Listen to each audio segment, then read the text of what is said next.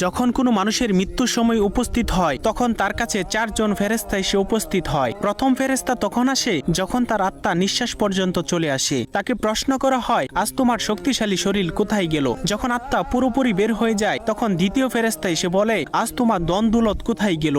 দুনিয়াতে জানিয়ে তুমি গর্ব করিতে। এরপর যখন জানাজা উঠানো হয় তখন তৃতীয় ফেরেশতা এসে বলে, আজ তুমি এমন এক লম্বা সফরে বের হচ্ছ যা এর আগে কখনো করো নাই। আজ তোমাকে এমন এক ঘরে শোয়ানো হবে যেখানে নিঃশ্বাস ফেলানোর জায়গা পর্যন্ত নেই। যখন তাকে কবরে শোয়ানো হবে তখন চতুর্থ ফেরেশতা এসে বলবে, কাল পর্যন্ত তুমি জমিনে চলাচল করেছ, আজ তুমি জমিনের নিচে শুয়ে আছো। কাল তুমি হাসছিলে, আজ তুমি কান্না করছো। কাল পর্যন্ত সবাই তোমার সঙ্গী ছিল, কিন্তু আজ তুমি একা। কোথায় তোমার আদরের স্ত্রী সন্তান যাদের জন্য তুমি মাথার ঘাম পায়ে ফেলে উপার্জন করেছিলে? আজ কেউ তোমার সঙ্গী হবে না একমাত্র আল্লাহ ছাড়া।